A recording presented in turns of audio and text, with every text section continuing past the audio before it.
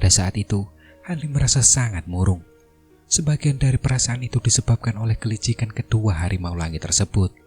Mereka menempel padanya seperti tar, tetapi tidak berani menghadapinya dalam pertarungan 1 lawan 1. Mereka hanya mengganggunya dari jarak dekat.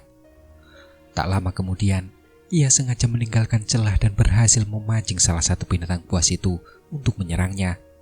Sebagai akibat dari serangan balasan yang sengit, Hanli membelah salah satu cakar binatang buas itu menjadi 2. Tetapi sejak saat itu, kedua binatang buas itu beralih menyerangnya dari jarak jauh menggunakan bola cahaya, alih-alih tetap dekat dengannya.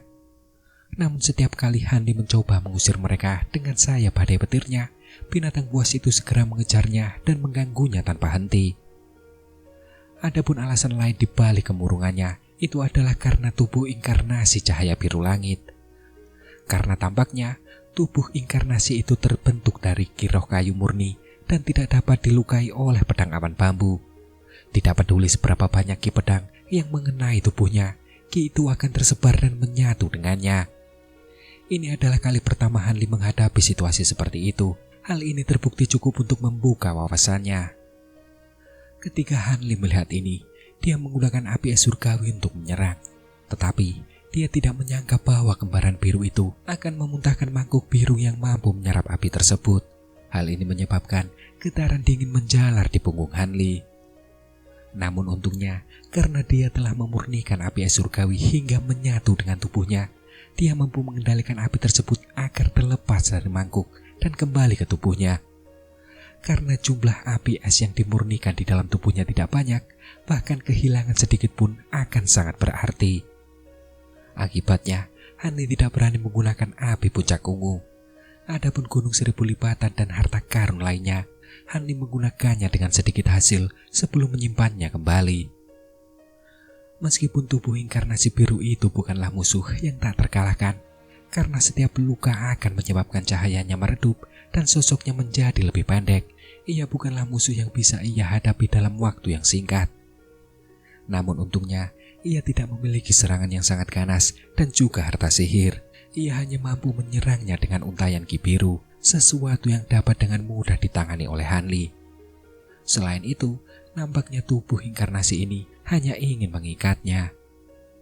Adapun wanita berpakaian merah Feng Ping, meskipun berada di puncak tahap Yuan Ying pertengahan, kekuatannya masih sangat kurang saat dia bertarung melawan pendekar sihir tahap Yuan Ying akhir. Dia menggunakan teknik dan kemampuannya secara maksimal, tetapi dia tetap merasa dirugikan. Di sisi lain, sang bijak ilahi keempat sesekali melirik ke arah Hanli, yang membuatnya merasa sangat tidak nyaman, seolah-olah ada jarum yang menusuk punggungnya.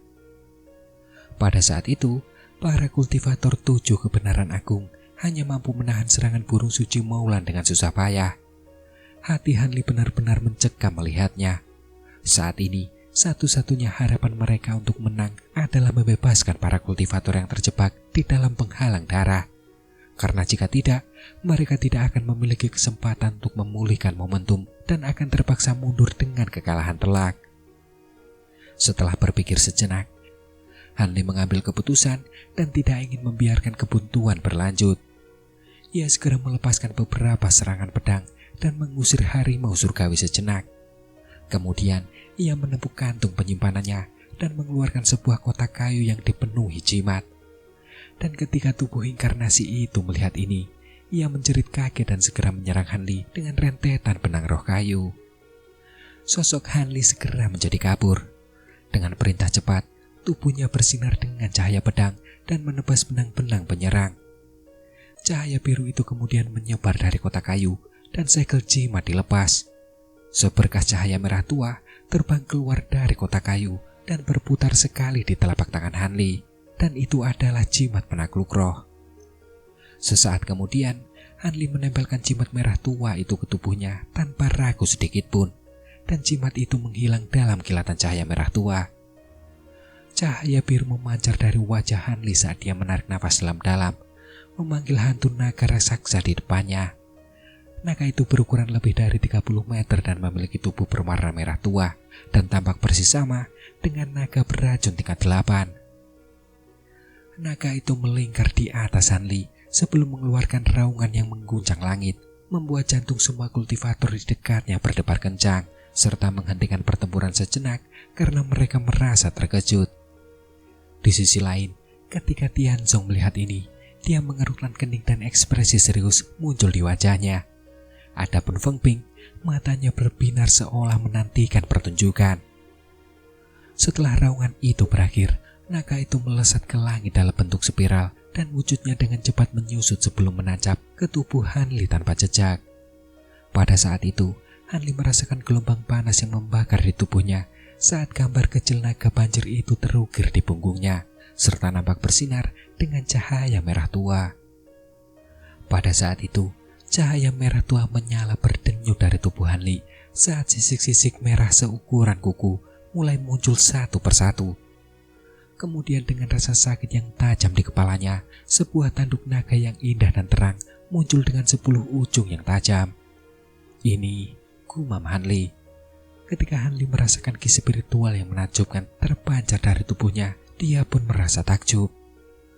Karena meskipun jimat penakluk roh telah sedikit menyebutkan efeknya, yaitu mampu memurnikan kultivasi jiwa iblis dan memasukkannya ke dalam tubuh seseorang untuk meningkatkan kultivasi mereka secara drastis, namun tidak pernah disebutkan bahwa tubuh penggunanya akan menjadi setengah iblis.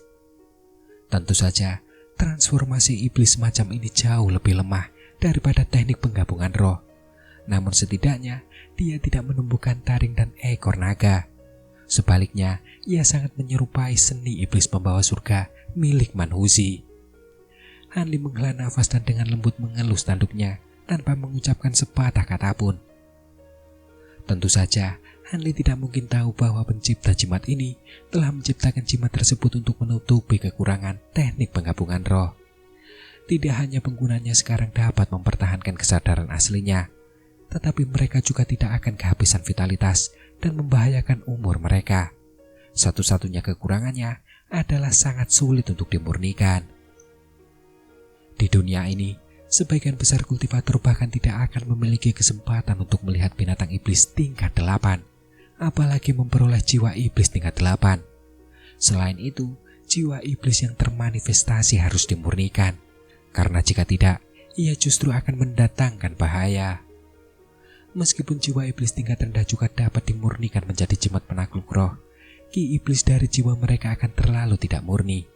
Setelah diubah menjadi jimat, ia akan menunjukkan efek yang sama seperti teknik penggabungan roh, sehingga sangat ditekankan bahwa hanya jiwa iblis tingkat 8 ke atas yang dapat digunakan untuk memurnikan jimat penakluk roh.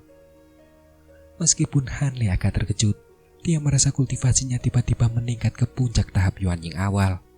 Efek jimat itu benar-benar ampuh. Selain itu, kedua harimau langit merasa agak gelisah karena aura naga yang dipancarkan tubuh Hanli. Tetapi setelah tubuh inkarnasi biru itu berteriak kepada mereka, kedua harimau langit itu kembali tampak tenang. Di sisi lain, Hanli tersenyum dingin dan membentangkan sayap badai petir dan muncul kembali 30 meter jauhnya dalam lingkaran guntur. Ketika kedua harimau surgawi melihat ini, mereka segera mengejarnya dalam kilatan cahaya biru. Tak lama kemudian, mereka mengejar Hanli dengan ketat dan memuntahkan beberapa bola cahaya ke arahnya secara beruntun. Kilatan dingin terpancar dari matanya dan guntur kembali menggelegar dari sayapnya. Dia tiba-tiba menghilang sesaat sebelum muncul kembali di belakang makhluk iblis itu. Pada saat itu, iblis buas lainnya menyemburkan rentetan bola-bola cahaya. Ia bermaksud memaksa Hanli untuk menangkis serangan dan memberi kesempatan kepada temannya untuk melarikan diri. Namun dengan peningkatan kultivasinya, Hanli tidak lagi merasa perlu mengendalikan cahaya pedang. Dengan cahaya merah biru yang memancar dari tubuhnya, ia mengambil resiko membiarkan ki spiritual tubuhnya memblokir serangan. Kemudian dalam sekejap, ia mengulurkan tangannya, mengayunkannya dalam goresan biru dengan kecepatan dan momentum luar biasa. Di sisi lain, dalam keterkejutannya, harimau surgawi tidak mampu bergerak secara instan. Ia hanya mampu memuntahkan inti iblis berwarna biru kekuningan dalam upaya untuk memblokir serangan tersebut. Dan ketika tubuh inkarnasi biru itu melihat ini, ia terbang maju dengan waspada dan merentangkan tangannya, serta kemudian melepaskan rentetan benang biru yang padat ke arah Hanli. Dalam serangkaian gemuruh besar, Bola-bola cahaya meledak saat menghantam tubuh Hanli, tetapi itu hanya menyebabkan tubuhnya bergetar. Dia tidak mengalami kerusakan sedikit pun. Sebaliknya, sayap pedangnya yang bertenaga penuh tidak hanya membelah inti iblis menjadi dua, tetapi juga harimau surgawi. Tanpa gerakan instan, binatang buas itu bukanlah tandingan bagi Hanli. Pada saat itu, serangan tubuh inkarnasi biru itu telah melingkari Hanli, tetapi cahaya merah menyala keluar dari tubuhnya, mengubah benang-benang biru itu menjadi hitam dan menyebabkannya memudar. Racun naga, gumam Hanli yang nampak sangat gembira. Dia hanya memblokir benang-benang biru itu dengan cahaya spiritual tubuhnya dan mampu dengan mudah melarutkannya. Bahkan, dia tidak menggunakan teknik apapun. Dan di sisi lain, tubuh inkarnasi biru itu menunjukkan rasa takut saat melihatnya. Tak lama kemudian, raungan pilu menggema di udara. Ketika harimau surgawi yang tersisa melihat bahwa temannya telah terbunuh, ia dipenuhi amarah yang hebat. Dalam kilatan cahaya biru, ia langsung berteleportasi ke sisi Hanli dan mengayunkan cakarnya sepanjang 1 kaki serta dilapisi cahaya seolah-olah ia telah kehilangan kendali diri karena amarah. Di sisi lain, Hanli tetap tanpa ekspresi dan mengangkat cakarnya yang bersisik. Cahaya merah menyala di sekitarnya dan langsung mengenai cakar harimau surgawi. Cakar Hanli dengan mudah menangkis serangan harimau langit, dan dalam sekejap ia dengan mudah menusuk tubuh harimau langit dengan lengannya yang lain. Sesaat kemudian, ia nampak mengeluarkan inti iblis berwarna biru kekuningan dari cakarnya dan mayat harimau langit jatuh ke tanah.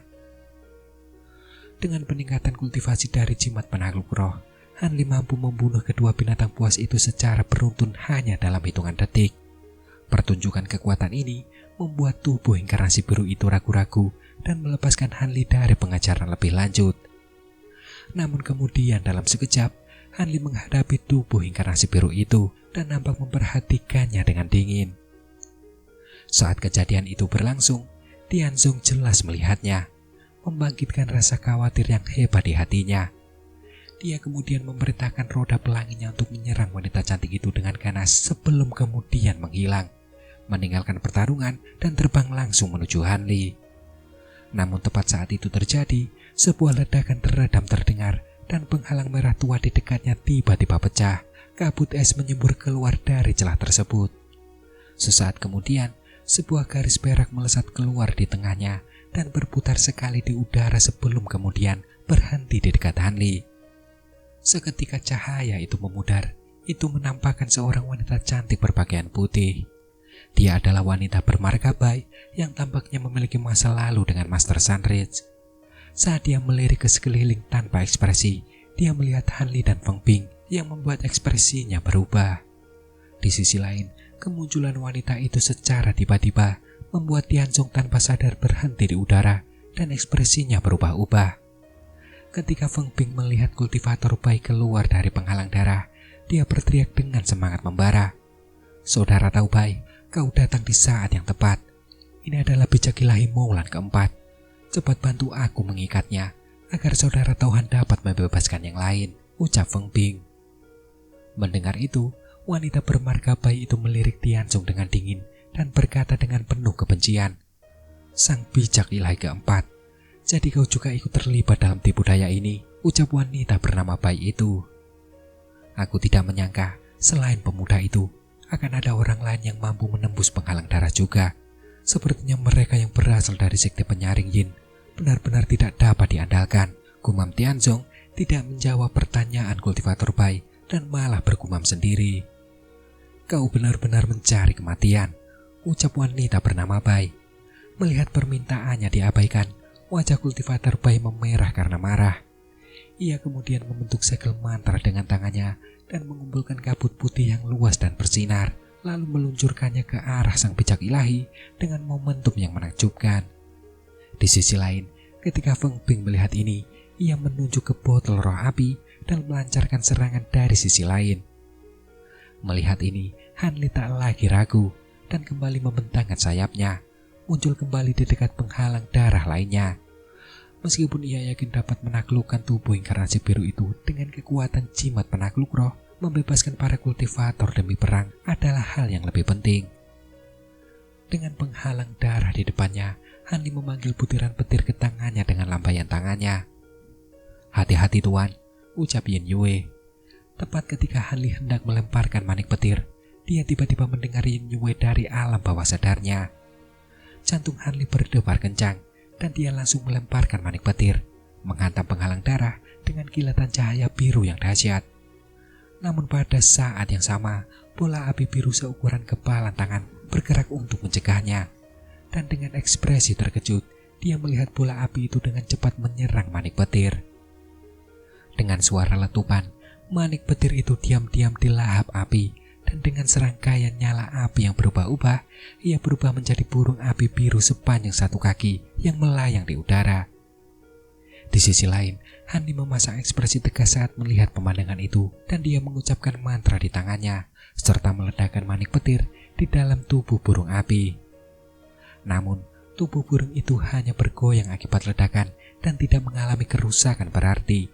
Ia hanya menatap Hanli dengan tubuh yang sedikit membengkak.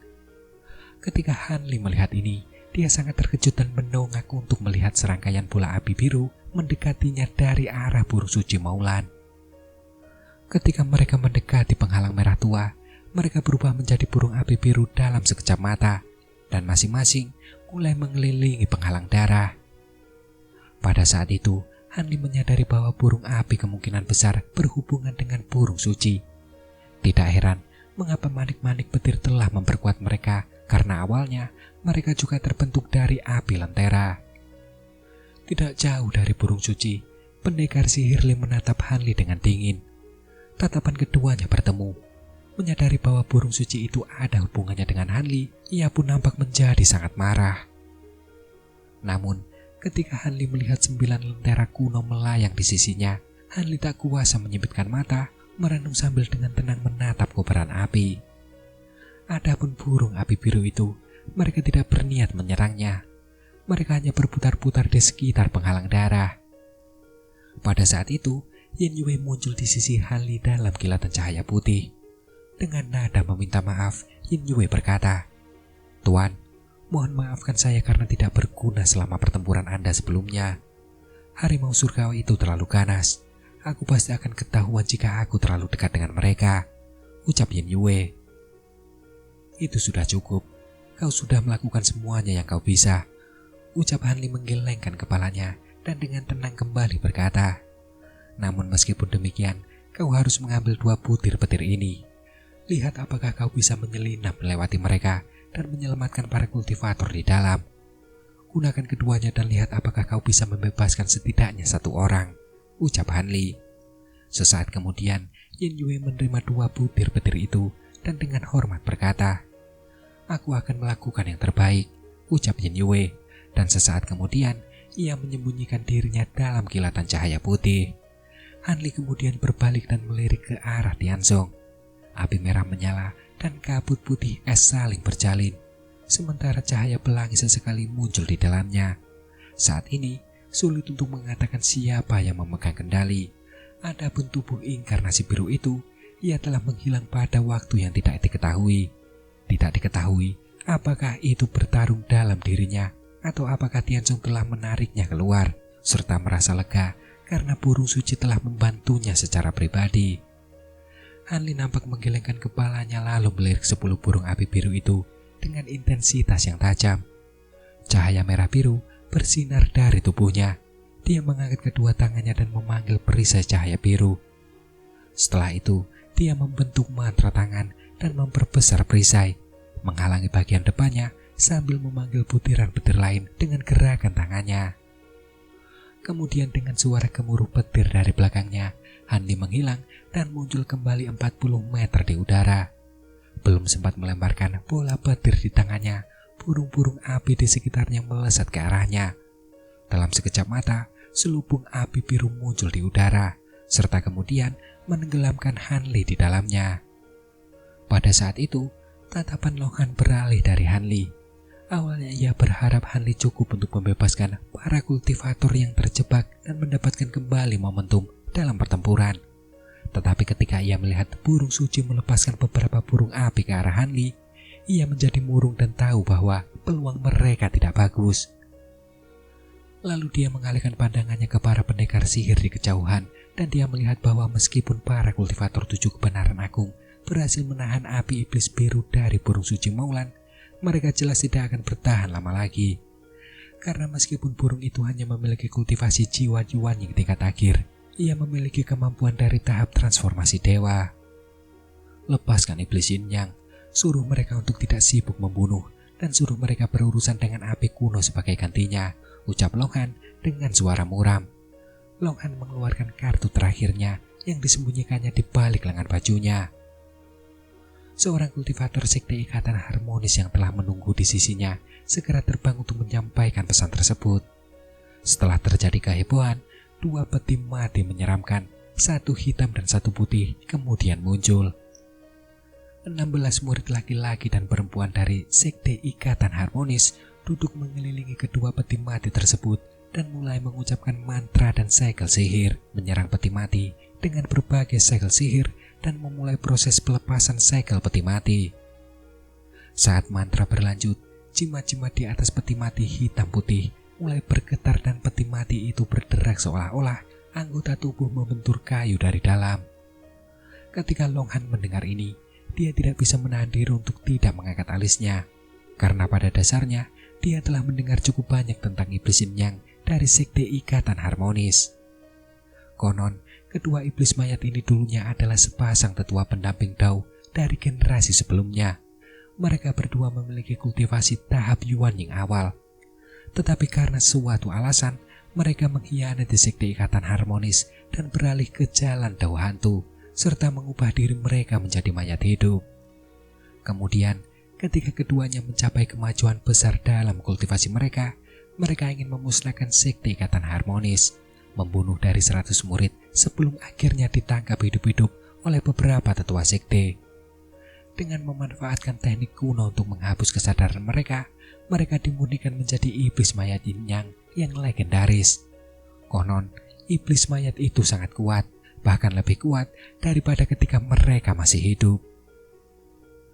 Saat pikiran-pikiran ini muncul di benak Longhan, suara dari peti mati semakin keras dan jimat-jimat semakin berkurang setiap kali segel mantra mengenainya.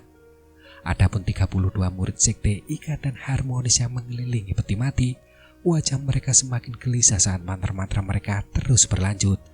Tatapan mereka berfokus pada jimat-jimat yang tersisa di peti mati. Dengan suara letupan, 2 jimat terakhir terbang dari peti mati dan para murid sekte ikatan harmonis segera berpencar dari tempat kejadian. Pada saat itu, sebuah ledakan terjadi dari peti mati, memenuhi udara dengan aroma amis disertai munculnya 2 siluet samar, 1 hitam dan 1 putih. Mereka melesat keluar dari peti mati dan menghilang ke arah yang berbeda. Murid laki-laki dan perempuan yang paling lambat mengeluarkan jeritan yang mengerikan.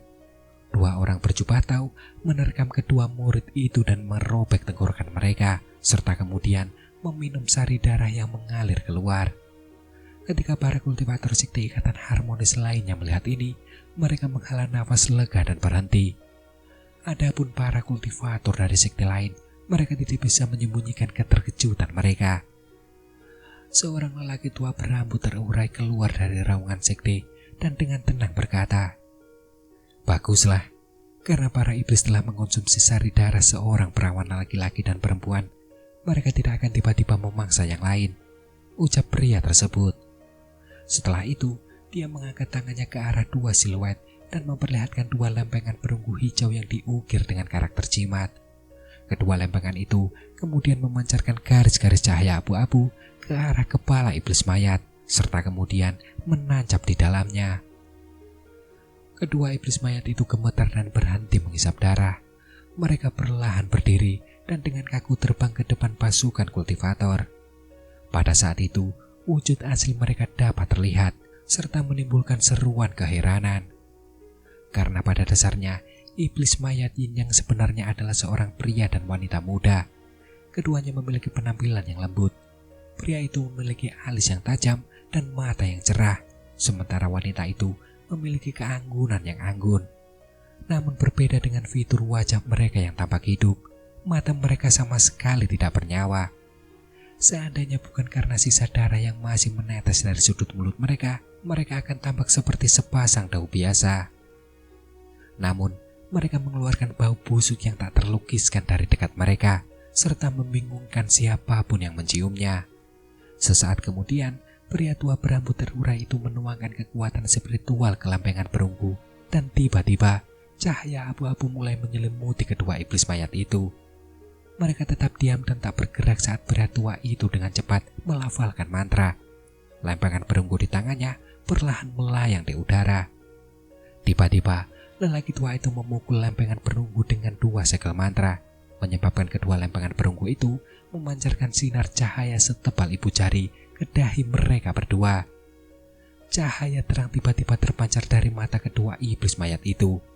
Sedangkan pria tua berambut terurai itu menyingkirkan piring-piring perunggu dan menunjuk ke burung-burung biru besar itu, serta memberi perintah. "Pergilah," ucap pria tua berambut terurai itu.